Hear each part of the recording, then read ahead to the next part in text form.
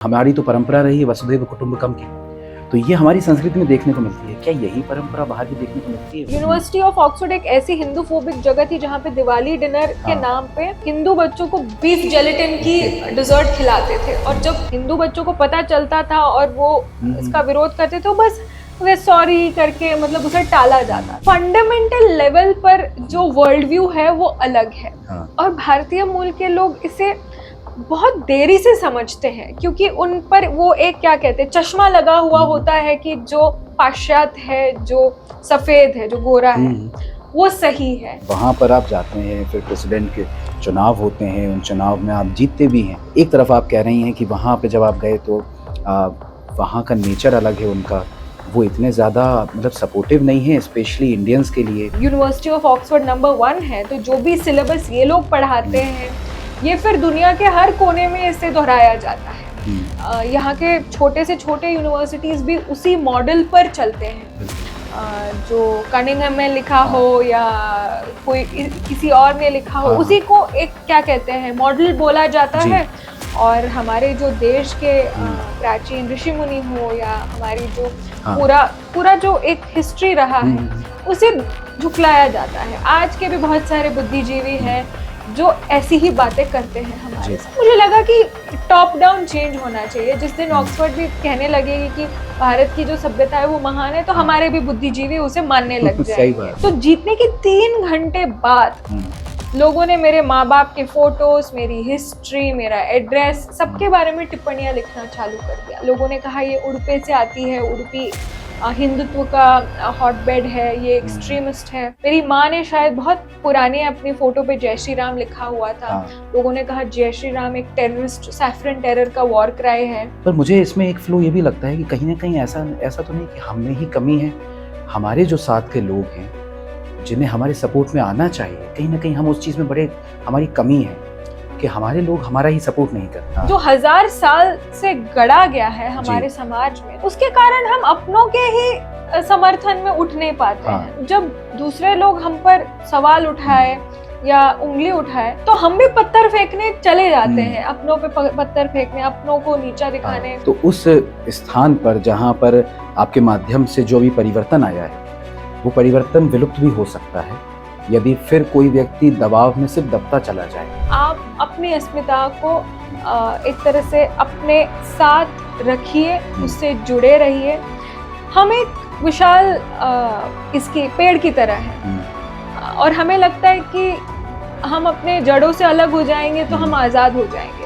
हम जड़ों से आज़ाद हो जाएंगे तो हम अपने जान से आज़ाद हो जाएंगे। सही बात है। तो हमें अपने जड़ों को सदृढ़ रखना, पकड़ कर रखना जरूरी है। आपकी बातों के अनुसार देखा जाए तो क्या वास्तविकता में आप अपनी जड़ों के पास वापस आए, या फिर वहां पर कुछ नहीं हो पाया, उसके बाद फिर आप कुछ नहीं कर पाए इसलिए आप वापस आ गए भारत? मुझसे बहुत कुछ हुआ, और इनफैक्ट मैं उनके जो सबसे उच्च संस्थान है उस देश के, वहां पर मैं कार्यरत उसके बावजूद मैं वापस आई। उसका कारण क्या था वापस आने? उसका कारण यही था कि घर जैसा कुछ होता नहीं है, और अगर आप बाहर हैं तो आप एक सिस्टम को 99.99% से 99.999 ले जा सकते हो, क्योंकि उन्होंने जो दुनिया भर में जो लूटपाट किया उससे उन्होंने अपने सिस्टम्स को बहुत स्ट्रॉन्ग कर लिया। पर अगर आप वापस अपने देश आएंगे, अपने गांव आएंगे, तो आप एक सिस्टम को 20 या 30% से 90% तक ले जा सकते हो।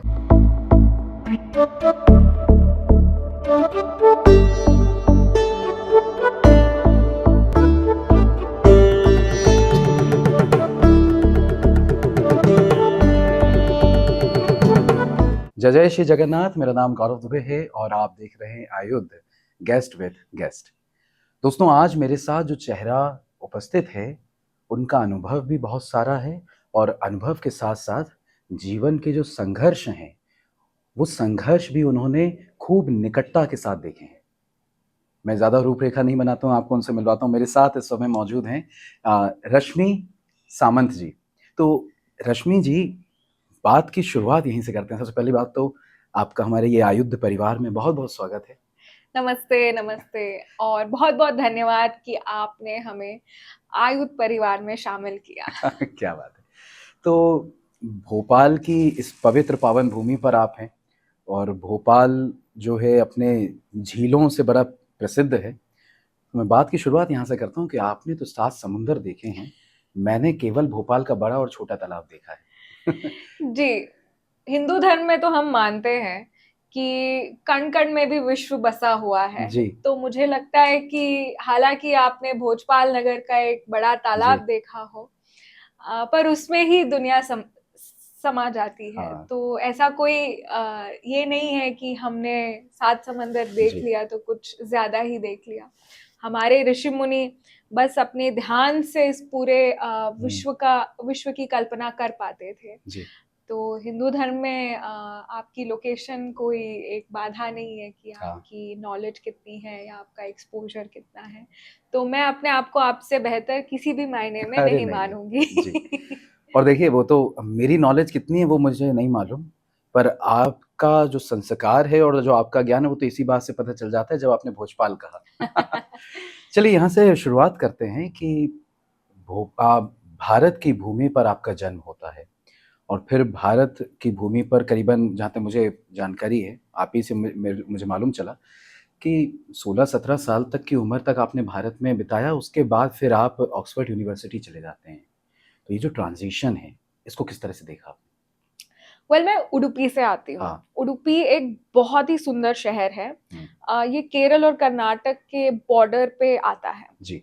और एक तरफ आपको समुंदर मिलेगा और दूसरी तरफ जो वेस्टर्न घाट्स है वो है। तो अगर आप उडुपी देखोगे तो वहां पे आपको भव्य विशाल जो पहाड़ है वो भी दिखेंगे और समंदर भी दिखेंगे। ऐसा नहीं है कि कोई ऐसी जगह है, बहुत सुंदर जगह है।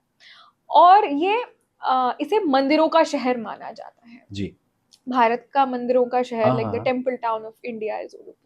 हर 500 मीटर में आपको एक मंदिर दिखेगा जो बहुत प्राचीन हो, 8वीं शताब्दी, 10वीं शताब्दी, इतनी पुरानी मंदिर। और ये एक ऐसा मंदिर है जहां पे आपको निरंतर अन्नदान का एक हिस्ट्री, इतिहास मिलेगा कि 10वीं शताब्दी से निरंतर अन्नदान हो रहा है वगैरह। उडुपी का जो सबसे श्रेष्ठ मंदिर है वो उडुपी कृष्णा मठ है, जिसे दक्षिण वृंदावन भी माना जाता है। और वहां की तो ऐसी खूबी है कि वहां का जो अन्नदान पद्धति है उसी से माना जाता है कि बहुत सारी जो साउथ इंडियन क्यूसीन्स रहे हैं, डोसे हो, इडली हो, उसका इन्वेंशन हुआ है। अच्छा। क्योंकि मंदिर के जो पुजारी और मंदिर की जो पूरी मैनेजमेंट और संस्थान थी वो इतनी वायरड थी कि हम जो खाना खिला रहे हैं वो बदलती हुए वेदर कंडीशंस, क्लाइमेट कंडीशंस और सीजन्स के हिसाब से हो। अच्छा। तो वहां पर अन्नदान आज भी हर जो 4 महीने में बदलता है कि चेंजिंग सीजन्स के साथ साथ जो सब्जी हो, जो सांबार हो, जो सांबार में सब्जी डलती है, मसाले डलते हैं, वो भी बदलते हैं कि बदलती हुई मौसम के हिसाब से जो शरीर को जो अलग अलग चाहिए रहता है, नरिशमेंट रहता है, तो उस हिसाब से वहां पे खाना बनता है। अच्छा। तो वो एक बहुत ही सुंदर कहते हैं एक दृश्य है हिंदू धर्म की, कि कैसे हिंदू धर्म एक बहुत ही साइंटिफिक धर्म है जिसमें साइंस को सबसे ज्यादा आगे रखा जाता है। तो मैं एक ऐसी जगह से आती हूँ और वो जो पूरा रीजन है उसे परशुराम सृष्टि माना जाता है। अच्छा। ऐसी एक कहानी है वहां पे कि परशुराम जी ने अपना भाला फेंका समंदर में और जो भूमि की टुकड़ी उभरी उसे ये जो पूरा कोस्टल कर्नाटका का रीजन है, थोड़ा उसमें केरल का भी रीजन और गोवा का रीजन ऐड हो जाता है, पूरा जो कोस्टल एरिया, उसे परशुराम सृष्टि माना जाता है। और ये भी एक मान्यता है कि इस पूरी जो भू टुकड़ी है इसे कभी हानि नहीं पहुंचेगी किसी सुनामी या भूकंप से, क्योंकि ये नेचुरल डिजास्टर जिसे नेचुरल डिजास्टर कहते हैं, क्योंकि ये परशुराम सृष्टि है। तो ऐसी भी एक बहुत बड़ी मान्यता है। बात। आपने कांतारा फिल्म देखा है? हाँ बिल्कुल, बहुत अच्छी तरह से। तो जिस देव आराधना की बात होती है उसमें वो भी it is very specific to ये परशुराम सृष्टि की जो भूमि है, उडुपी या उडुपी फिर भी उसका एक भाग हाँ है, तो उडुपी दक्षिण कन्नड़ा जिसमें जी मैंगलोर आता है, कासरगोड का जो हाँ थोड़ा सा रीजन, थोड़ा गोवा को टच होते जी जी हुए जी जो रीजन है, कारवार वगैरह, हम्म, तो यहाँ पर ये बहुत स्पेसिफिक है। हाँ आपको देव आराधना इसी एरिया में मिलेगा, बिल्कुल इसी एरिया की भूमि में आपको ऐसे पत्थर मिलेंगे हाँ जिसमें देव बसते देव हैं। बसते हैं, क्या बात है। तो वो जो आपने कांतारा फिल्म का जिक्र करा, आपने भगवान परशुराम का वर्णन भी करा, और उसमें देखते हैं कि हाँ हमको वराह अवतार के बारे में देखने को मिलता है। आ, तो ये कल्चर तो उस स्थान से खूब अच्छी तरह से जुड़ा हुआ है, और जब कोई एक व्यक्ति आ, उस कल्चर से निकलकर किसी अदर कल्चर में जाता है, एक ऐसे कल्चर में जो उसके लिए पूरी तरह से नया है, वहाँ के चैलेंजेस नए हैं, वहाँ के लोग अलग हैं, और मूल रूप से देखा जाए मुझे ऐसा लगता है कि भारतीय व्यक्ति जो होता है वो अपनी जड़ों से, अपने संस्कारों से बहुत ज़्यादा रूटेड होता है। तो ऐसा व्यक्ति, और हमारी तो परंपरा रही है वसुधैव कुटुंबकम की, तो ये हमारी संस्कृति में देखने को मिलती है। क्या यही परंपरा बाहर भी देखने को मिलती है? वहाँ जब आप गए, जब आप यूएस जाते हैं, तो वहाँ पर जाने के बाद वहाँ क्या परिवर्तन होता है? क्या सब एक जैसा है या कुछ? देखिए, जब पहले हम गए तो हमें बहुत अच्छा लगा, हाँ क्योंकि भारत की आज की जो शिक्षा व्यवस्था जी है, वो आज भी कहीं ना कहीं ब्रिटिश की देन है। हाँ ब्रिटिशर्स ने जो हमारी पूरी परंपरा को नष्ट करके हाँ अपनी एक जो सिस्टम बनाई थी, जी जिससे वो ऑफिसर्स और अलग अलग तरह से वर्किंग क्लास पा सके, उनके काम करने के लिए हाँ उनके जो जो एक सेवक वर्कर हैं, चाहिए थे, एक हाँ वर्कर चाहिए था, उन्होंने वैसी ही एक शिक्षा व्यवस्था बिल्कुल छोड़ी है, बिल्कुल व्यवस्था छोड़ी है। मैं भी उसी शिक्षा व्यवस्था की एक प्रोडक्ट हूँ। बिल्कुल हालांकि मेरी परवरिश उडुपी में हुआ, जी एक हिंदू धर्म के हम्म, घराने में हुआ, फिर भी वो कहीं ना कहीं आपको इफेक्ट कर ही देता है। सही बात कह रहे हैं। तो आप में एक वो सेंटिमेंट होता है, एटलीस्ट मुझ में था, कि बाहर जाके अपनी हायर स्टडीज करना मतलब एक अच्छी बात है, इससे मैं कुछ बेहतर कर रही हूँ। ओके और ऑक्सफोर्ड को नंबर 1 माना जाता है हाँ दुनिया में। ये ब्रिटेन में ऑक्सफोर्ड नाम के एक छोटे शहर में हम्म, बसता है।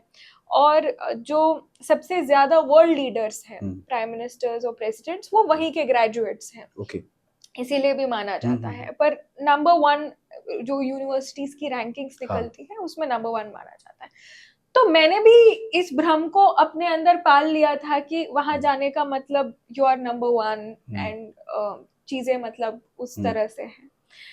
तो वहां जाके मुझे बहुत अच्छा लगा पहले के 2-3 महीने, तो क्योंकि हाँ मैं फुल वो क्या कहते हैं उस मोड में थी कि जी अरे यही सब कुछ है। हाँ पर धीरे धीरे मुझे ये रियलाइजेशन हुआ कि जो हमें दिखता है वो सत्य नहीं है। जी सत्य कुछ और है। हम्म, वसुदैव कुटुंबकम की जो बात हम करते हैं, सेवा की जो बात हम्म, करते हैं, परोपकार की जो बात करते हैं, ये सब हिंदू धर्म तक ही सीमित है। हाँ अफसोस की बात यह है कि आज की डेट में आपको पाश्चात्य देशों में बहुत ऐसे लोग मिलेंगे जो अपने आप को नास्तिक बोलेंगे। वो बिल्कुल ये नहीं बोलेंगे कि हम किसी ना किसी धर्म के अनुयायी हैं, हम्म, पर कहीं ना कहीं उनकी जो वैल्यूज, उनकी जो प्रैक्टिसेस है, वो उनके धर्म में ही बसा हुआ है। ओके उनकी जो यू ओनली लिव वंस वाली जो एक पूरी आउटलुक टुवर्ड्स लाइफ है, उसका प्रभाव दिखता है उनपे। उन पे प्रभाव आपको दिख ही जाता है। हाँ एक भारत मूल के, एक हिंदू धर्म के मूल के व्यक्ति भले अपने आप को नास्तिक बताए, जी पर उसमें हमेशा किसी गलत काम करने से परहेज होगा, क्योंकि उसे लगेगा कि नहीं, ये मेरी कर्मा है, सही बात कि है। ये बुरे कर्म हैं, ये कहीं ना कहीं मुझे इस जन्म में या किसी और जन्म में आके बिल्कुल मुझे इसका हिसाब चुकाना ही पड़ेगा। हाँ, उदाहरण के लिए जैसे अपन मान के चलें, अगर कोई व्यक्ति नास्तिक बन भी गया है, तब भी अगर अगर उसका पुस्तक में अगर पैर लग जाएगा, किसी किताब में पैर लग जाएगा, तो तो उसके अंदर उसके से निकल के आएगा कि मैं पैर पढ़ लेता पैर हूँ या पढ़ फिर लेता हूँ या टच कर लेता नमस्ते हूँ। कर हाँ, लेता हूँ, तो वो एक है, वो एक जी, अंदर से जो एक क्या कहते हैं भाव, हाँ, भाव बसता है।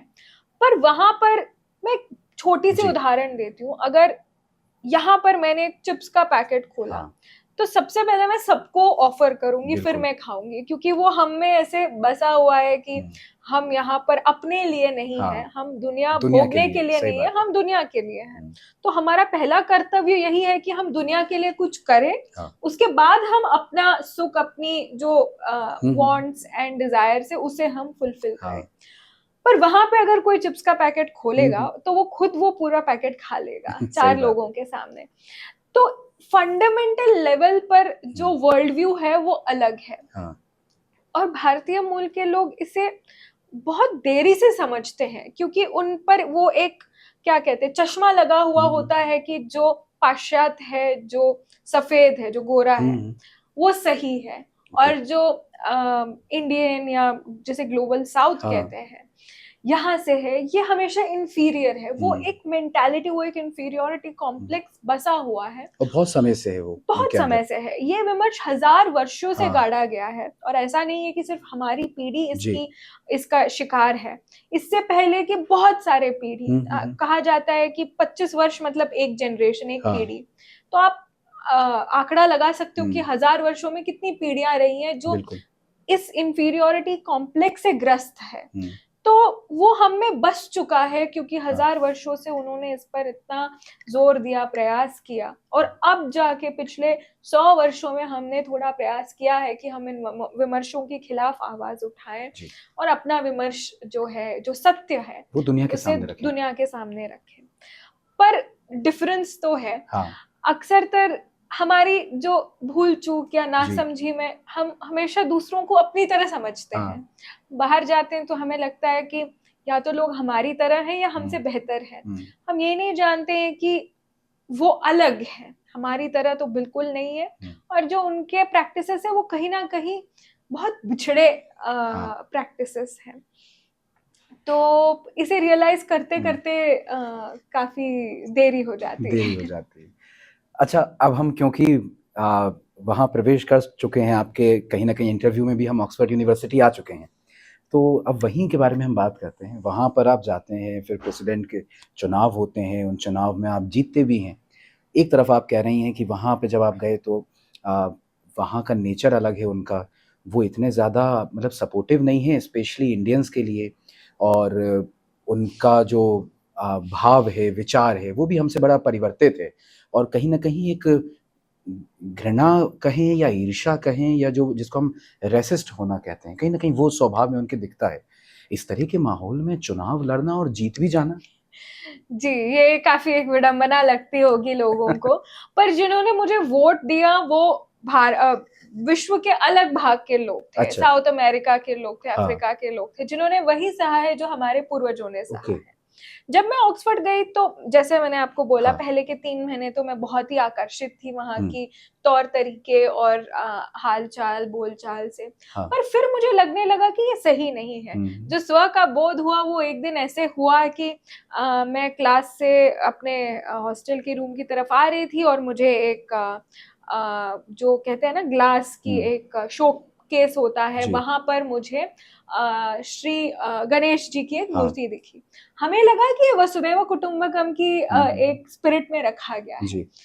फिर जब हमने उसके नीचे की जो एक टैग थी वो पढ़ा, तो हमने देखा कि यहाँ पे लिखा गया है 13th सेंचुरी गणेश मूर्ति, you know, marauded from India, acquired from India. तो मुझे लगा कि एक बहुत हीन स्वभाव से इन्होंने यहाँ पे रखा है, जैसे कि हमने किसी पर फतेह किया और ये इसकी ट्रॉफी है। तो उस दिन स्व पर बहुत बड़ा मेरा धक्का लगा। फिर मैंने लोगों से बात करना शुरू कर दिया, क्योंकि एक बार आपकी आंखें खुल जाती है तो आपको हर तरफ फिर वही दिखने लग जाता है। तो वहां मैंने बात करके जाना कि लोगों के मन में यही भाव है कि उन्होंने भारतीय लोगों पर कोई मतलब एक तरह से एहसान कर दिया हो और हमारा उद्धार करने वो यहाँ आए थे। इससे पहले हम जंगलों में थे, ब्रिटिश आए तो हमने कपड़ा पहनना सीखा, सभ्यता सीखी, खाना खाना सीखा, भाषाओं से बात करना सीखा। इससे पहले तो हम पता नहीं कैसे रहते थे जंगल में जानवरों की तरह। तो वो मैंने मतलब चीजों को रियलाइज करना शुरू कर दिया, क्योंकि मैं साइंस की स्टूडेंट थी। वहां पर भी मैं एक मैकेनिकल इंजीनियर हूँ। अच्छा। मैं अपनी मास्टर्स इन एनर्जी सिस्टम्स कर रही थी वहां पे। तो दूर दूर से इतिहास या विमर्श से मेरा कोई लेना देना नहीं था। एक दिन अचानक से कुछ ऐसी घटना घटी जिसकी वजह से स्व पर धक्का लगा और स्व का बोध हो गया। फिर लोगों से चर्चा होने लग गई। फिर मुझे लगने लगा कि ये तो बहुत ही गंभीर विषय है, क्योंकि यूनिवर्सिटी ऑफ ऑक्सफोर्ड नंबर 1 है, तो जो भी सिलेबस ये लोग पढ़ाते हैं ये फिर दुनिया के हर कोने में इससे दोहराया जाता है। यहाँ के छोटे से छोटे यूनिवर्सिटीज भी उसी मॉडल पर चलते हैं। जो कनिंघम में लिखा हो या कोई किसी और ने लिखा हो, उसी को एक क्या कहते हैं मॉडल बोला जाता है और हमारे जो देश के हम्म। प्राचीन ऋषि मुनि हो या हमारी जो हाँ। पूरा पूरा जो एक हिस्ट्री रहा है हम्म। उसे झुकलाया जाता है। आज के भी बहुत सारे बुद्धिजीवी हैं जो ऐसी ही बातें करते हैं हमारे जी। समाज में। मुझे लगा कि टॉप डाउन चेंज होना चाहिए। जिस दिन हम्म। ऑक्सफोर्ड भी कहने लगेगी कि भारत की जो सभ्यता है वो महान है, तो हाँ। हमारे भी बुद्धिजीवी उसे मानने लग सही जाएंगे बात। और अपने ही मतलब जो हम्म। एंसेस्टर्स है उनके हम्म। उनका नाम खराब करना बंद कर देंगे। जी। तो इस स्वभाव से मैंने सोचा कि मैं ऑक्सफोर्ड यूनियन की चुनाव लड़ती हूँ, हम्म। क्योंकि ऐसा है कि वहाँ की जो चुनाव है वो बहुत डिबेट स्टाइल होता है और यूनियन की जो प्रेसिडेंसी है वो बहुत ही प्रेस्टिजियस पोजीशन है। ओके। इसे पूरा बीबीसी, न्यूयॉर्क टाइम्स, वॉशिंगटन हम्म। पोस्ट जैसे अंतरराष्ट्रीय जो न्यूज आउटलेट्स हैं हाँ। वो उसे कवर करते हैं और बहुत ज्यादा एक अटेंशन दिया जाता है।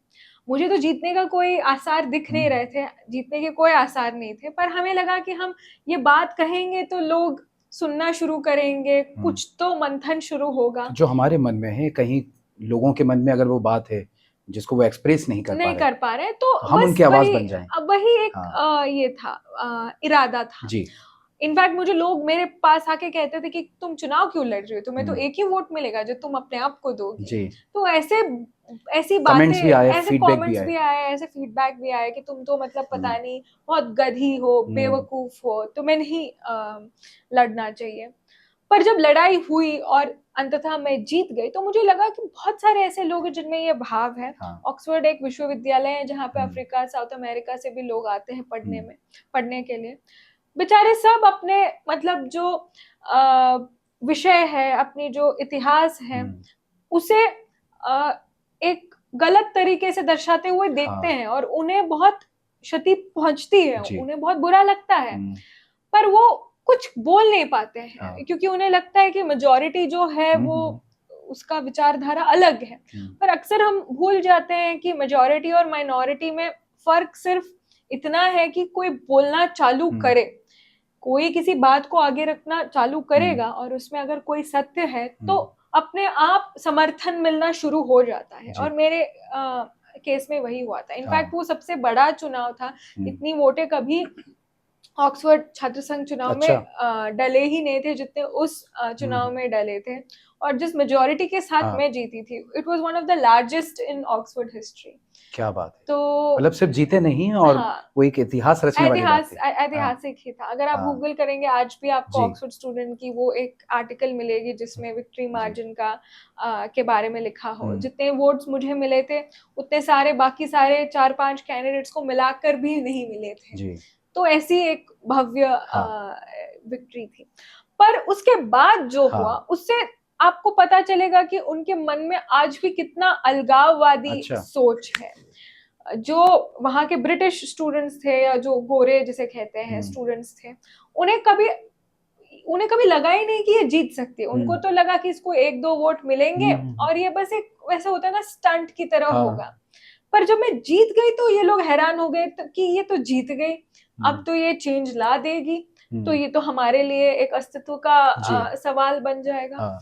तो जीतने के 3 घंटे बाद लोगों ने मेरे माँ बाप के फोटोज, मेरी हिस्ट्री, मेरा एड्रेस, सबके बारे में टिप्पणियां लिखना चालू कर दिया। लोगों ने कहा ये उडुपी से आती है, उडुपी हिंदुत्व का हॉटबेड है, ये एक्सट्रीमिस्ट है। मेरी माँ ने शायद बहुत पुराने अपनी फोटो पे जय श्री राम लिखा हुआ था। लोगों ने कहा जय श्री राम एक टेररिस्ट, सैफरन टेरर का वॉर क्राई है, ये पता नहीं कैसे परिवार से आती है, ये इस्लामोफोबिक है, ये वो है, वो एंटी सेमेटिक है, जेनोफोबिक है, ये वो सारी चीजें। जबकि खुद हिंदूफोबिक बात कर रहे हैं, जबकि खुद हिंदूफोबिक बात कर रहे हैं। और बात इतनी बढ़ गई कि एक इतिहास के प्राध्यापक ने स्टूडेंट ने नहीं, प्राध्यापक ने अपने इंस्टाग्राम पे पब्लिकली लिख दिया कि Oxford is not ready for a Hindu president. Okay. तो यहाँ तक बात पहुंच गई। और आप सोच सकते हैं कि किसी और समुदाय के बारे में ऐसी बात कही जाती तो क्या होता। अगले ही दिन उस सही बात है। आप जानते हैं कि यूरोप में क्या क्या होता है, जो भी अलग अलग समुदाय के बारे में अगर बात भी करते हैं तो उनका क्या हश्र होता है। वो जो कार्टून आया था फ्रांस में, जिन्होंने वो कार्टून बनाया था उनके साथ क्या हुआ, जिन्होंने वो कार्टून दिखाया अपने बच्चों को, फ्री स्पीच के बारे में बात करते हुए, उस प्राध्यापक के साथ क्या हुआ आप जानते हैं। तो प्रॉब्लम यही है कि हम सब चीजें जी, को पर सह इसमें लेते अगर हम हैं। एक चीज ये देखें कि मैं मानता हूँ कि बिल्कुल अगर ये किसी और के साथ हुआ होता तो उनसे जुड़े जो लोग हैं वो इसका पूर्ण रूप से विरोध करते। पर मुझे इसमें एक फ्लो ये भी लगता है कि कहीं ना कहीं ऐसा ऐसा तो नहीं कि हम में ही कमी है, हमारे जो साथ के लोग हैं जिन्हें हमारे सपोर्ट में आना चाहिए, कहीं ना कहीं हम उस चीज़ में बड़े, हमारी कमी है कि हमारे लोग हमारा ही सपोर्ट नहीं करते। ये एक प्रॉब्लम है, जी, ये कोई इंट्रिंसिक प्रॉब्लम है, ये हाँ, धर्म में ऐसा कहीं लिखा नहीं है। जी, और अगर आप धर्म में मतलब पढ़ोगे, हमारे हाँ, ग्रंथ पढ़ोगे, तो आप देखेंगे कि जब बुराई का अंत करना हो तो सिर्फ इंसान नहीं, पशु पक्षी भी वो भी उठ साथ के आ आते हैं, जाते हैं। गिलहरी जी, भी लग अपना गई योगदान थी देती हैं, भगवान राम बिल्कुल, जी की सेना में, तो बिल्कुल, अपनी योगदान देने उठ हाँ, जाती है। तो ऐसे एक मतलब एक भव्य विशाल जी, संप्रदाय से हम आते हाँ, हैं, जहाँ पे यूनिटी तो हमेशा से ही रही, हमेशा से रही है। परंतु और आज कहीं ना कहीं इन्फ्लुएंस होने के कारण मुझे लगता है, इन्फीरियोरिटी कॉम्प्लेक्स हाँ, जो 1000 साल से गढ़ा गया है जी, हमारे समाज में, उसके कारण हम अपनों के ही समर्थन में उठ नहीं पाते हाँ, हैं। हम जब दूसरे लोग हम पर सवाल उठाए या उंगली उठाए, तो हम भी पत्थर फेंकने चले जाते हैं, अपनों पे पत्थर फेंकने, अपनों को नीचा हाँ, दिखाने चले जाते हैं। जब मैंने चुनाव लड़ा, शायद ही एकाध भारत के मूल के लोगों ने मुझे वोट दिया, जी, और जब मुझ पर सवाल उठने लग गए, हाँ, तो सबसे पहले यही लोग आगे आए उसमें कि शामिल थे कि हम इन पर पत्थर ओके, फेंकेंगे। तो वो एक क्या कहते हैं, एक परपेचुअल इंफीरियोरिटी हाँ, कॉम्प्लेक्स है जो बाहर जाने के बाद बढ़ जाता है, बढ़ जाता घटता नहीं है, बढ़ जाता है। दे से कि an Indian tries to be more white than a white man ji, when abroad.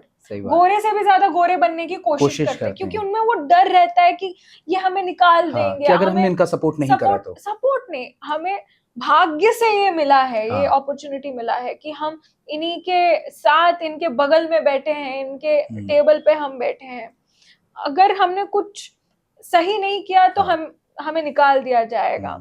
और हमें हमेशा हमारे जो सहपाठी है उनके नीड्स को प्रीएम्प्ट करके उसका समर्थन करना चाहिए। हाँ, जैसे मेरी ग्रेजुएशन थी, तो मेरे जी, ग्रेजुएशन में मेरे माँ बाप ने तो अपने क्या कहते हैं कर्नाटका के कपड़े पहने, माँ ने तो बिल्कुल, साड़ी पहनी, हाँ, कांजीवरम, और पिताजी ने तो मुंडू और क्या कहते हैं एक कुर्ता पहना हाँ, विद दैट मुझे गमछा जो अपने शायद वो साउथ अभी इंडियन छवि है। दिखाई जी दी, जी जी, हाँ, जो साउथ इंडियन गमछा होता है, gamchha ji, is a little bit of a misword, but हाँ, ठीक है, जो साउथ इंडियन एक ये होता है, तो उन्होंने वो पहना पट्टू का। तो सब लोग मतलब जो वहां के बड़े गोरे आश्चर्य से थे, देख रहे होंगे, बड़े आश्चर्य में बहुत अप्रिशिएटिव थे कि अरे अच्छा, वाह इतना सुंदर, एक्सेट्रा एक्सेट्रा।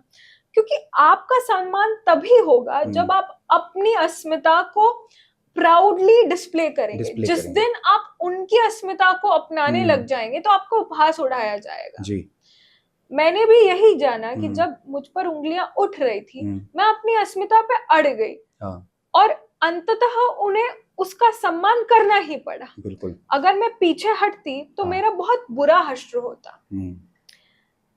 तो 6 महीने बाद, इस पूरे घटनाक्रम के 6 महीने बाद, उन्होंने उस प्राध्यापक को हटा दिया जिनकी वजह से ये सब मतलब ऐसा उन्होंने कहा ऐसे था, उन्होंने कहा था। उनको एक्टिव टीचिंग से तो हटा ही तो दिया था, जो उन पर 3 घंटे बाद जो इंक्वायरी चीज़ हुई, बिठाई थी। उसके प्रभाव में कहीं न कहीं अच्छा ही हुआ आपके साथ में, ऐसा कहें? एंड ऑफ द डे अच्छी चीजें हुई। यूनिवर्सिटी ऑफ ऑक्सफोर्ड एक ऐसी हिंदू फोबिक जगह थी जहाँ पे दिवाली डिनर के नाम पे हिंदू बच्चों को बीफ जेलेटिन की डिजर्ट खिलाते थे, और जब हिंदू बच्चों को पता चलता था और वो इसका विरोध करते थे, तो बस वे सॉरी करके मतलब उसे टाला जाता था।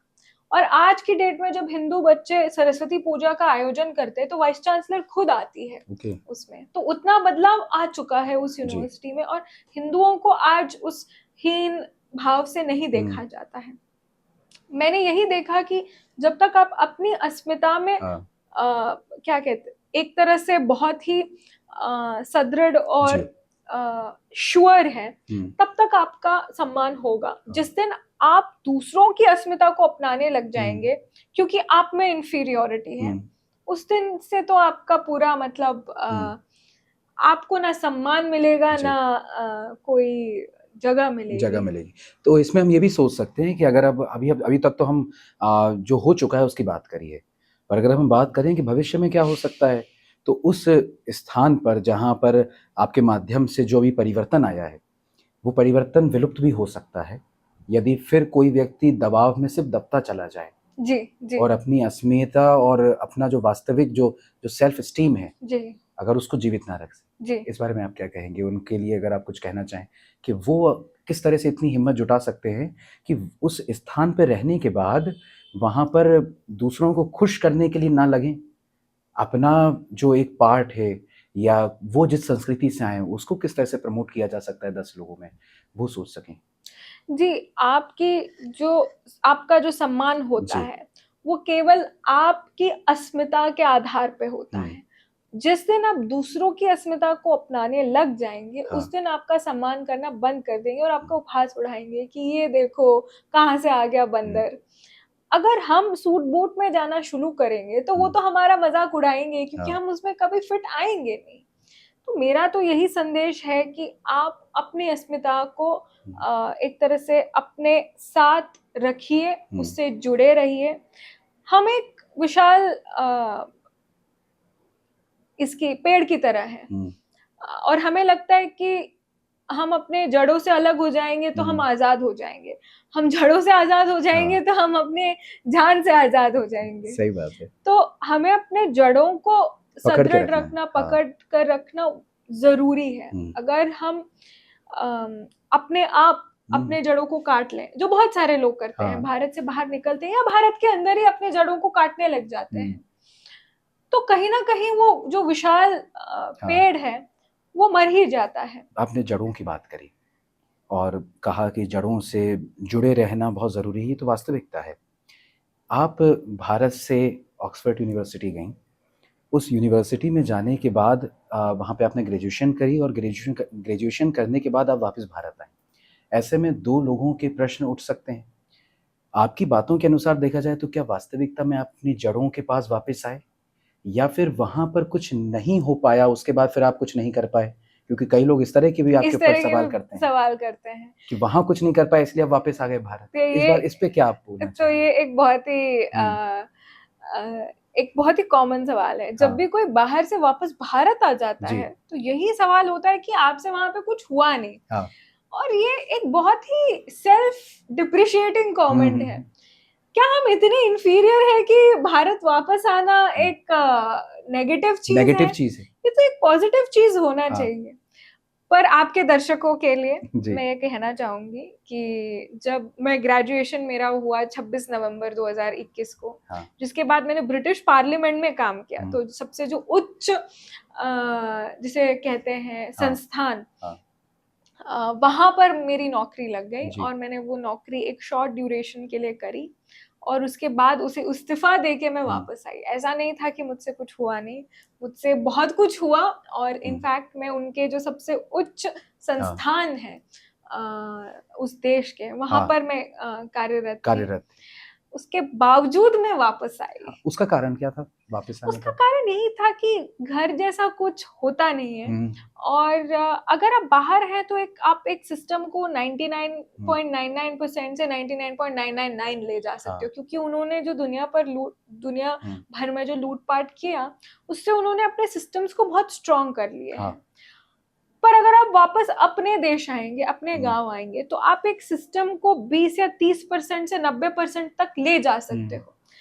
तो अंततः अगर आप अपने जीवन को अपने काम से तोलेंगे कि हुँ, आपका समाज पर कितना असर रहा है, आपका कितना इम्पैक्ट रहा है, जी, तो वो आपको अपने देश में, अपने गाँव में दिखेगा। हुँ, बाहर आप बस अपनी ज़िंदगी को कमाए हुए रुपयों से तोल पाओगे, हाँ, ना कि समाज पर करे हुए या समाज हुँ, में छोड़ा हुआ इम्पैक्ट से। इम्पैक्ट, सो एक सैटिस्फैक्टरी लाइफ जिसे कहते हैं, हाँ, अगर आपको ज़िंदगी में थोड़ी खुशी चाहिए और हुँ, वो सैटिस्फैक्शन चाहिए कि आपने कुछ करा है, करा है, एंड ऑफ द डे वो आपकी फिलॉसफी से हुँ, आती है कि आप अपने जीवन को कैसे देखते हैं। देखते हैं। क्या आप अपने जीवन को एज़ अ मटीरियलिस्टिक परसूट देखते हैं, जो एक एब्राहमिक रिलीजियस परसूट होता है कि आपने कितनी चीजें एकत्रित करी है, जी। कितने घर खरीदे, कितने गाड़ियां खरीदी, कितनी आपकी सेविंग्स और बैंक बैलेंस है।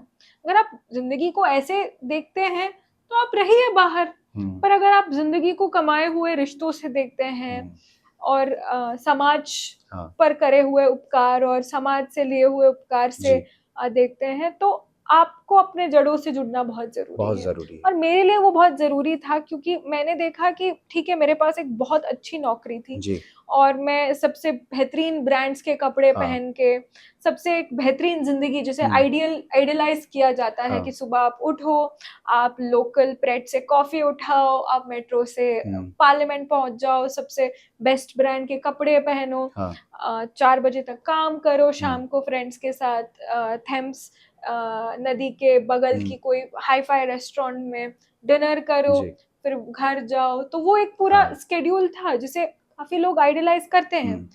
पर भारत में जैसे आपकी एक पूरी जर्नी होती है एक लिविंग सिविलाइजेशन के साथ, जो लोगों से बात होती है, जो लोगों के साथ आपकी एक इंटरेक्शन होती है, भले ही आप 500 या 1000 के कुर्ते में घूम रहे हो, पर आपके दिल में वो एक जो सेटिस्फैक्शन होती है।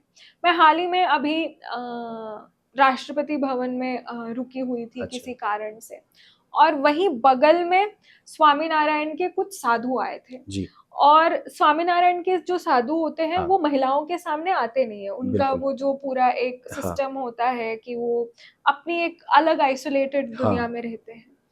पर उन्हें पता था कि मैं बगल वाले घर में या कमरे में रुकी हूँ, तो उन्होंने मेरे लिए हर दिन खाना भेजा। अच्छा।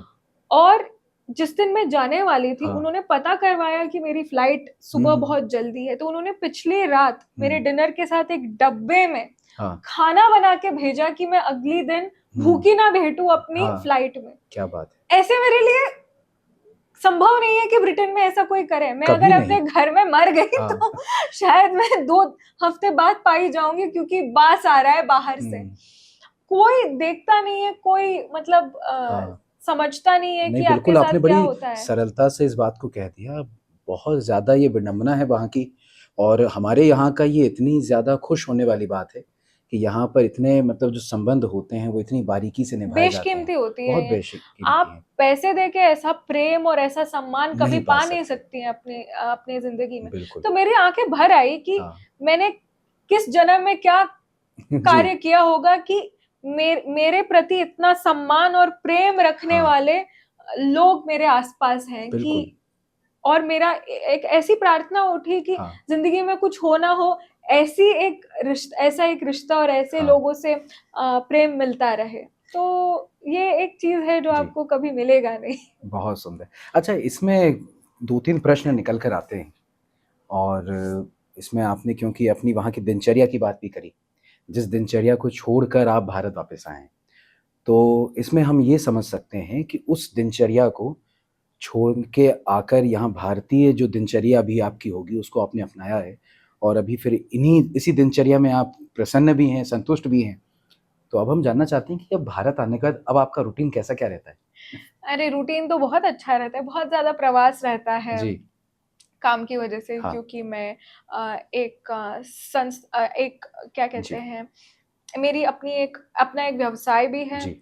मैं पुस्तक भी लिखती हूँ, मैं कई संगठनों के साथ काम भी करती हूँ, पुस्तकों के द्वारा मैं ट्रैवल भी करती हूँ टू लिटरेचर फेस्टिवल्स एक्सेट्रा।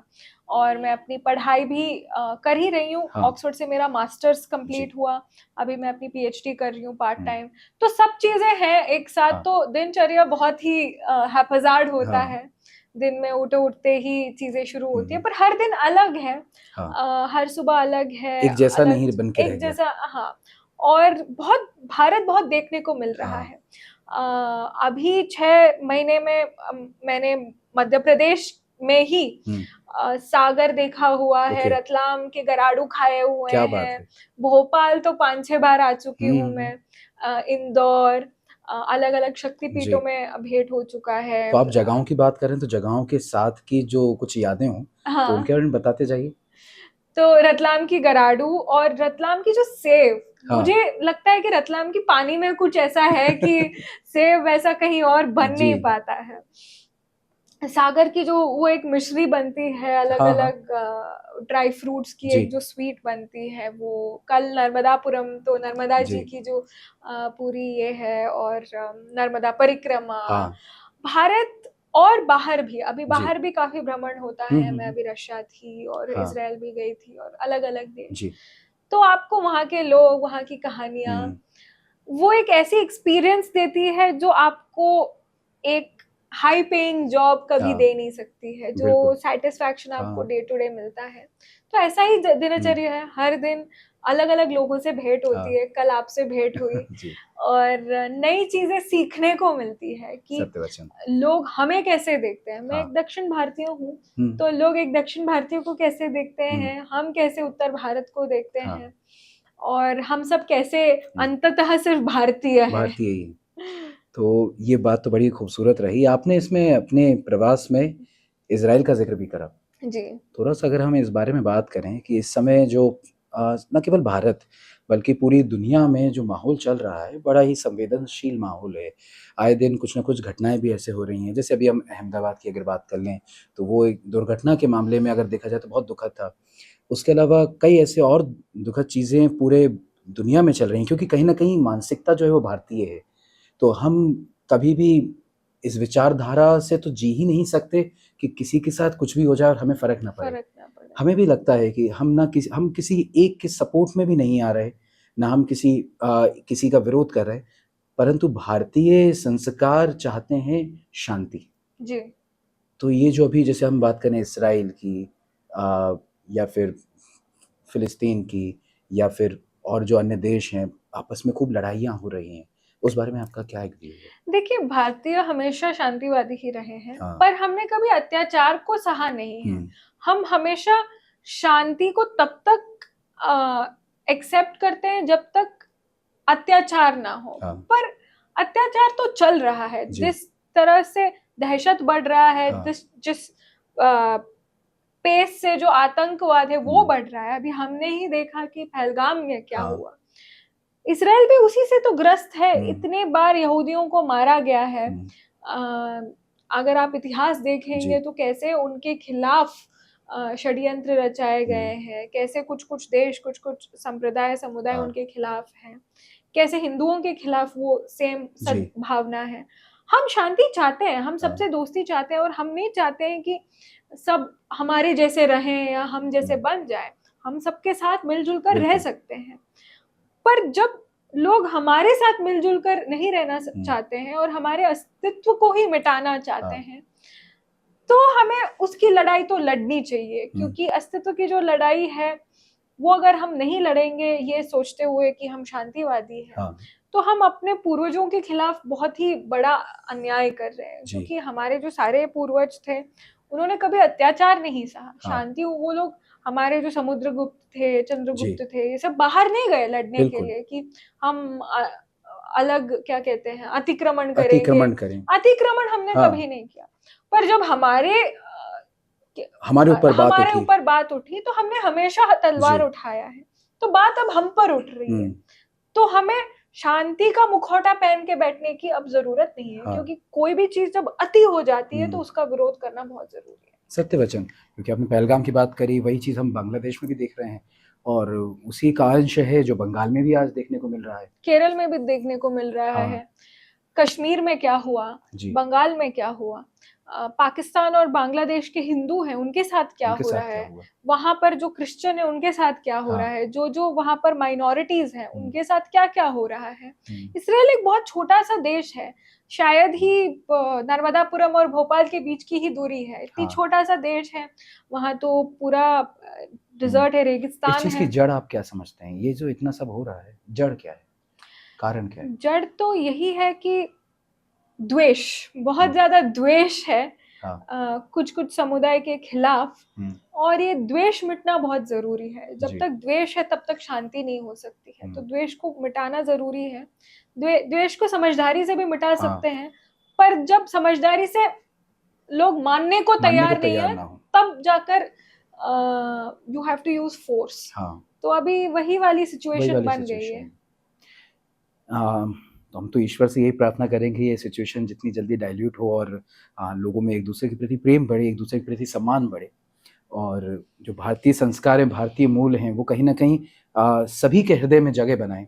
जी। एक बात मैं और इसमें शामिल करना चाहूँगा, अभी तक जो भी हमने बातें करी, और जब भी कोई व्यक्ति अपने विचारों को बताता है, अपनी किसी अनुभव को साझा करता है, तो उसके अनुभव के साथ-साथ एक और चीज़ है जो पैरेलल उसके साथ चलती जाती है, वो है उसकी विचारधारा, उसकी आइडियोलॉजी। अभी तक आपकी जो विचारधारा है, हमने उदाहरणों के माध्यम से समझी। मैं समझता हूँ कि अगर इसको और सिंपल ढंग से जनता तक ये बात पहुँचाई जाए कि वास्तविकता में आपकी विचारधारा क्या है और क्या परिवर्तन आप समाज में लाना चाहते हैं, या किस तरह से आप समाज को देखते हैं, आपकी फ़िलॉसफ़ी क्या है, किस तरह से आप अपने जीवन को देखते हैं, या आप चाहते हैं कि यही चीज़ वास्तविक सत्य है और ये सत्य संसार के सामने आना चाहिए और संसार इस मार्ग पे चलना चाहिए। तो यदि मैं आपसे कहूँ बड़े ही साफ शब्दों में कि अगर आपको अपनी विचारधारा के बारे में कुछ बताना हो, उसको बड़े उसका एक सरल रूप प्रस्तुत करना हो, तो कैसे आपने बताएंगे? एक बहुत ही क्लिष्ट प्रश्न पूछ लिया क्योंकि किसी की विचारधारा हाँ, एक शब्द में तो आप उसे व्यतीत नहीं कर सकते हैं। जी, मुझे लगता है कि किसी की भी विचारधारा नर्मदा की बहती हुई धारा की तरह धारा है। की तरह जी, होती है, जो आपके लाइफ हुँ, एक्सपीरियंसेस से बढ़ते जाते हैं। हाँ, जैसे मैं कभी कुछ चीजों के बारे में जानती ही नहीं थी। हाँ, जैसे मुझे कभी इस बात से इस बात का अंदाजा ही नहीं था हुँ, कि कुछ ऐसे साधु होते हैं जो महिलाओं के सामने आते नहीं हैं, हाँ, उनका मतलब एक उन्हें मर्यादा एक रखते हैं। मर्यादा रखते हैं। जब मैंने जाना तो मुझे लगा कुछ संप्रदाय होगा, हाँ, मतलब ठीक है, जो जी, है सो है, तो मैंने उसे एक्सेप्ट कर हुँ, लिया। पर जब उन्होंने इतना सम्मान और प्रेम हाँ, सबके साथ एक तरह से शेयर किया, हुँ, तब उसकी एक इन डेप्थ कारण पता चला। कारण पता चला। तो दुनिया में ऐसी बहुत सारी चीजें हैं जिसके बारे में हम जानते नहीं हुँ, हैं। तो अगर हम एक प्रीसेट आइडियोलॉजी या माइंडसेट के साथ चीजों हाँ, को देखेंगे तो वो हम उसके साथ बहुत ही एक इनजस्टिस वाली बात हो बात जाएगी। हो तो जाएगी। मेरा मानना है कि मेरा मन हाँ, एक बहती हुई धारा है, हाँ, बिल्कुल नर्मदा जी की तरह। क्या बात! तो जब जब जैसे जैसे एक तरह से एक्सपीरियंसेस मिलते हुँ, हैं, वही सीख जो है मेरी हाँ, आइडियोलॉजी और विचारधारा बनती जाती है। क्या और मेरा तो यही एक रहेगा कि ऐसी ही अच्छी एक्सपीरियंसेस रहें, हुँ, जिससे हम सबको हाँ, एक इस दुनिया की जो ब्राइट साइड है हाँ, वो दिखे, वो दिखे और कहीं न कहीं मानवता जीवित रहे। मानवता जीवित रहे। और मानवता तभी जीवित रहेगा जब हम भी हर दिन हाँ, ये सोचकर उठे कि what can I do today, हुँ, जिससे मैं कल से ज्यादा हुँ, क्या कहते हैं, I am more kinder today than हाँ, यस्टरडे। तो वो एक चीज जो आप कर रहे हो हुँ, जिससे हुँ, हुँ, आपको लगे कि कल से बेहतर मैंने आज किया आज है, किया है, कल से बेहतर मैंने समाज को आज कुछ दिया है। तो दिया वो जाए। अगर हम में भी वो एक सेंटिमेंट रहे हाँ, तो सबका दिन अच्छा जाएगा। अच्छा जाएगा। तो कहीं न कहीं हम इसको इस तरह से समझें, हमारी जो परंपरा है कि यदि अगर हमारे विचारों में दूसरों के प्रति संवेदनशीलता है, मानवता के प्रति सम्मान है, दूसरे के कल्चर और उनकी परंपराओं के प्रति अगर हम सम्मान व्यक्त कर रहे हैं, उन्हें एक अच्छी तरह से देख रहे हैं, उनका विरोध नहीं कर रहे, और दूसरा अगर हमारे साथ गलत भी कर रहा है तो हम उसके साथ अच्छे बने रहें। अगर ये भावना एक हद तक हमारे अंदर है, तो कहीं न कहीं एक अच्छे समाज की रचना हो सकती है। जी। आपकी बातों में एक शब्द मैंने नोटिस करा, हम्म। अ, विषय से हो सकता है अलग है, पर क्योंकि बात आप ही के ऊपर हो रही है तो बिल्कुल आपसे जुड़ा है। आपने कहा मैकेनिकल इंजीनियर। तो जैसे आपने कहा ना कि बाहर के देशों में वहाँ पर एक रेसिस्टनेस है, या फिर वहाँ पे उनकी एक अलग विचारधारा है, वो किस तरह से हमको देखते हैं।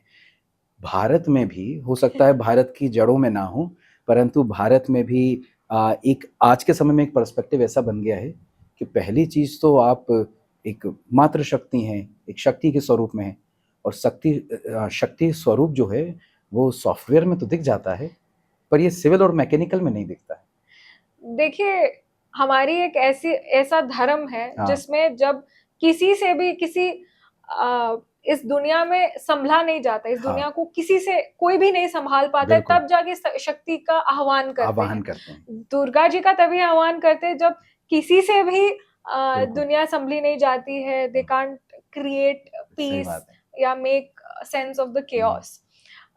तो मातृशक्ति को हमेशा से भारत में एक उच्च जी। स्तर ही दिया हाँ। गया है, जब वो लड़ाई की बात हो, जी। अ, न्याय न्याय की बात हो।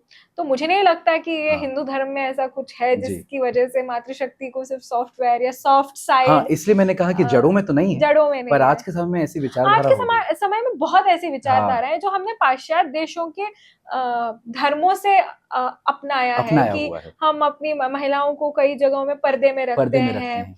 और मातृशक्ति को कुछ हाँ। चीजों से अलग रखते हैं, हाँ। विद्या से दूर रखते जी। हैं, बहुत सारी ऐसी चीजें अच्छा हैं। रश्मि जी, इसमें एक चीज़ ये भी देखी जाए, क्योंकि आपने कहा ना कि आज के समय में ये चीज़ एक भावना आ गई है।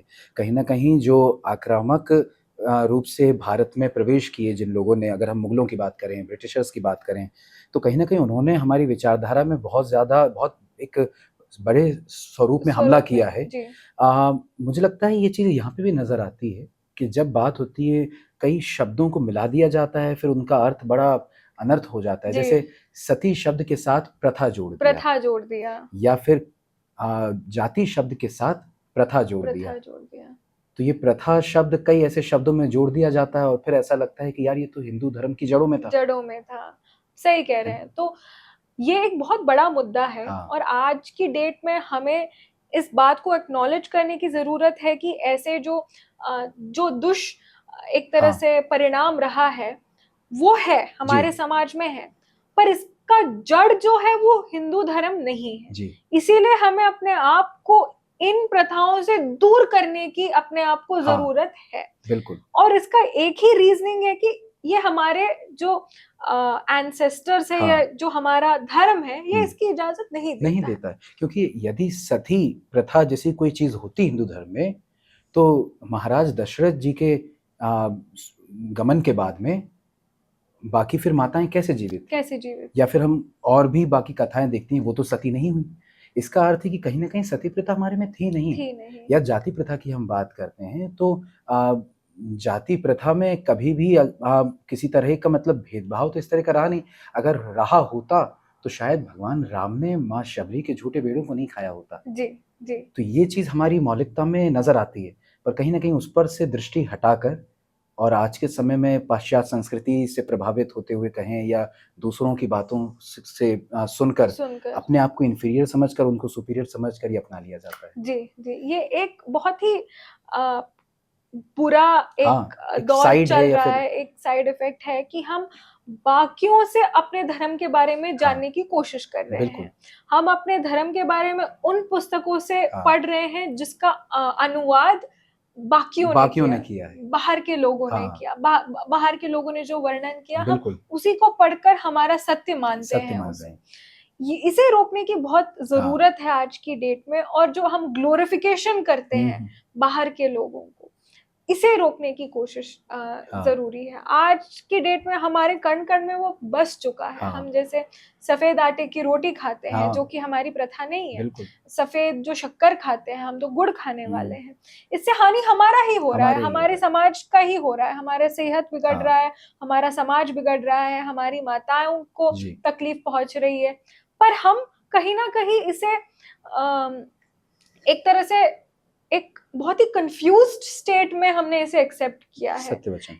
एक ऐसी पॉपुलेशन है जो इसे इसलिए एक्सेप्ट करती है क्योंकि उन्हें लगता है कि यही हमारा सत्य है। और उन्हें ये हमारा सत्य इसलिए लगता है क्योंकि बाहर के लोगों ने हमें बताया है। बिल्कुल। और एक और पूरी कम्युनिटी है जिसको समझना नहीं है, पढ़ना नहीं है, जिसे जानना नहीं है कि हिंदू धर्म का सत्य क्या है।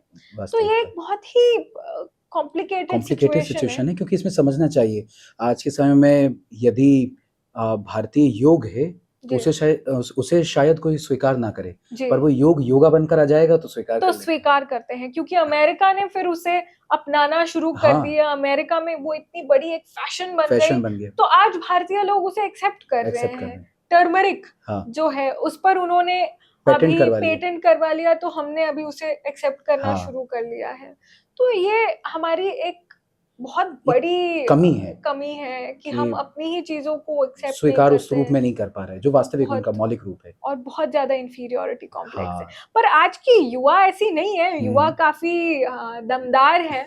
जी। कहा जाता है कि जब किसी भी समाज को स्वतंत्रता मिलती है हाँ। तो 3 पीढ़ी लग जाती है उन पूरी बेड़ियों को हटाने हटाने में। में। तो पहली जो पीढ़ी है वो बस बेसिक्स में लग जाते हैं हम्म। कि रोटी कपड़ा मकान हम हाँ। कैसे लाएं। जो दूसरी पीढ़ी है वो फिर स्थिरता लाने की कोशिश करती है कि हम अपने बच्चों को पढ़ाएंगे, उनको एक हाँ। अच्छा जीवन प्रदान करेंगे। तीसरी पीढ़ी पर निर्भर है कि वो कैसे इन चीजों को ले कि दो हाँ। पीढ़ियों ने पूरा एक त्याग दिया अपने जीवन का, कि आज उनकी जीवन में इतनी स्थिरता है कि वो बैठकर मेरे और आपकी तरह बैठकर आराम से इस चर्चा कर पाए, क्योंकि हम पर ये रोटी कपड़े मकान का जो प्रेशर नहीं था। प्रेशर नहीं था। हाँ। तो मुझे लगता है कि अभी हम उसी तीसरी पीढ़ी में हैं जी, और अब हम तय करेंगे कि आने वाली जो नस्ल है, जो जनरेशन है, वो क्या वो क्या सीखेगी, सीखेगी। क्या वो उसी 1000 हाँ। साल पुरानी जो एक स्लेवरी रही है जी। उसी की एक सक्सेसर बनकर रह जाएगी, या उस 1000 सालों से पहले के जो राजा महाराजा चक्रवर्ती थे उनके सच्चे उत्तराधिकारी बन पाएंगे। कुल अभी तक हमने बात करी कि जो वर्तमान स्थिति चल रही है या जो आपके जीवन से संबंधित अभी तक की जितनी भी बातें हैं, अब आपका भविष्य का क्या सोचना है, आप क्या करेंगे। देखिए, हिंदू धर्म में you take future as it comes, तो हम अपने भविष्य को लेकर ऐसे कोई ग्रैंड नैरेटिव या स्ट्रेटजी नहीं बनाते हैं। जो भी एक मेरी पिछले जन्म के जो कर्म है, जो पूरा एक जो पूंजी लेके मैं आई हूँ, उस हिसाब से जिस भी लायक भगवान मेरे ईश्वर समझेंगे उसी लायक मेरी पूरी जीवनी बीतेगी। तो मैं यही चाहूंगी कि मैं कुछ करूं या ना करूं, पर किसी की सहायता करती रहूं मैं। क्या बात है, बहुत सुंदर। वो जो श्रीमद् भगवत गीता में कहते हैं ना कि कर्म करते रहिए और उसका क्या रिजल्ट होगा उसके बारे में टेंशन मत लीजिए। क्या बात। चलिए, अब हम इंटरव्यू के आखिरी हिस्से में आ चुके हैं और मैंने आपका खूब समय ले लिया है, उसके लिए भी मैं बड़ा क्षमा प्रार्थी हूँ कि आपको मैं इतना आपका अमूल्य समय लिया। अब हम इंटरव्यू के एक सेक्शन में आ चुके हैं और ये सेक्शन मुझे बड़ा अच्छा लगता है क्योंकि इसमें बड़ा ही इंटरेस्टिंग वे में प्रश्न उत्तर होते हैं। अंग्रेजी में कहा जाए तो रैपिड फायर राउंड कहते हैं और मैं इसको जरा तीव्रता से कह देता हूँ। तो इस तीव्र राउंड में जी, इस तीव्र सेक्शन में आपके सामने मैं एक शब्द कहूंगा या सेंटेंस कहूंगा, वाक्य कहूंगा, उस पर से आपको अपनी प्रतिक्रिया देनी है। हाँ, ठीक है। भारत। भारत एक living civilization. Oxford university. Paradigm. और विचारधारा, आइडियोलॉजी। विचारधारा, राइट आइडियोलॉजी। क्या बात। संस्कार। संस्कार जो आपको आपके एंसेस्टर से मिलती है। पैट्रियार्की। Western concept. क्या बात है, बहुत सुंदर उत्तर। हिंदू। हिंदू, अस्मिता। आपकी किताब भी रही है इस विषय पर, अस्मिता। और अभी कुछ नई किताब के बारे में आप सोच रहे हैं? नहीं, 2 पुस्तकें आ चुकी है, अभी कोई थोड़ा ऐसा एक्सक्लूसिव आप कंटेंट देना चाहेंगे इस इंटरव्यू को? अभी थोड़ा विराम है। अच्छा, क्या बात। अर्ध विराम। पर अभी पुस्तक आने वाली है। देखते हैं, 2 पुस्तकें आ चुकी हैं। 2 पुस्तकें आ चुकी हैं और अब तीसरी देखते हैं। चलिए, मतलब मैं देखिए चाह कर भी इनके अभी मुखारबिन से उत्तर नहीं निकाल पाऊंगा। अगला प्रश्न रहेगा, अगला शब्द रहेगा किताबें। किताबें, वेपन। तो अगला शब्द मेरा रहेगा आयुध मीडिया। आयुध media, okay, this is Indian journalism. क्या बात है, बहुत सुंदर। एक आखिरी में एक शब्द मैं कहूँगा और ये शब्द हो सकता है कि हमारे जो ऑडियंस है उनका बड़ा प्रिय शब्द हो, और आज क्योंकि आपसे मित्रता हो गई है तो मेरे जीवन का भी एक प्रिय शब्दों में शामिल हो जाएगा, रश्मि सामंत। रश्मि सामंत, एक बहती हुई धारा। क्या बात है, बहुत सुंदर। हमारे यहाँ पे कह देते हैं, देखो हम क्या है कि कहीं ना कहीं जो शरीर है वो तो भोपाल से जुड़ा है, पर हमारी आत्मा वृंदावन से जुड़ी है। वृंदावन से जुड़ी है। तो हमारे यहाँ पे जब दुनिया की बातों के साथ, दुनिया के साथ जो चीज़ बह रही है उसे धारा कह देते हैं। और जब मन में प्रश्न उठता है कि यार मेरा स्रोत्र क्या है, सोर्स क्या है मेरा, कहाँ से आया हूँ मैं, तो जब उस धारा को हम उल्टा करते हैं तो वो राधा हो जाता है। तो कहीं ना कहीं बढ़िया है, किशोरी जी की कृपा है। और आज आपके साथ ये जो संवाद हुआ, बहुत खूबसूरत संवाद हुआ। आखिरी में यदि आप कुछ शब्दों से संबोधित करना चाहें हमारी ऑडियंस को और उनके लिए कुछ कहना चाहें, कैसा लगा आज की बातचीत के बाद आपको, और उनके लिए आपका क्या एक संदेश रहेगा? वेल, संदेश देने वाली तो मैं कोई नहीं हूँ। मैं चाहूँगी कि आपको ये संवाद अच्छा लगे, और आपको जो भी लगे आप कमेंट करना, मैं पढ़ने ज़रूर आऊँगी। But I think this was a great interaction. जो भारतीय जर्नलिज्म है, जिसकी कमी है अभी मेन स्ट्रीम मीडिया में, तो वो एक प्लेटफॉर्म आयुध मीडिया बना रही है। और जो युवा है उसे ऐसे ही हटके कुछ चीज़ करने की ज़रूरत है, क्योंकि भारत अब तीसरी पीढ़ी में आ चुकी है पोस्ट स्वतंत्रता, पोस्ट इंडिपेंडेंस। तो उसे अपना जो स्व, अपनी जो अस्मिता है, उससे जुड़कर कुछ काम करने की ज़रूरत है। तो मेरा आशय यही रहेगा कि आप यहाँ से कुछ जी। सीखें और अपने जड़ों से जुड़कर कुछ माँ भारती के लिए करें। क्या बात है, बहुत बहुत सुंदर। बहुत अच्छी बात आपने कही और बड़ा अच्छा लगा आपके साथ चर्चा करके। बहुत बहुत धन्यवाद हमारे साथ शामिल होने के लिए। आपको भी। और इसी तरह से हम आपके साथ जुड़े हुए हैं, आयुध मीडिया को इसी तरह से देखते रहिए। आप देख रहे थे गेस्ट विद गेस्ट। मैं भी मेहमान था, ये भी मेहमान थे, और आज दो मेहमान इस प्लेटफॉर्म के माध्यम से जुड़े और हम दोनों ही जो हैं आयुध मीडिया के परिवार का हिस्सा बन चुके हैं। बहुत बहुत धन्यवाद हमको यहाँ बुलाने के लिए, और बहुत बहुत धन्यवाद आपने अपना समय दिया हमें सुनने के लिए। खुश रहें, स्वस्थ रहें, अपना ध्यान रखें। देखते रहें आयुध मीडिया, गेस्ट विद गेस्ट। लगातार जुड़े रहने के लिए आयुध को सब्सक्राइब जरूर करें।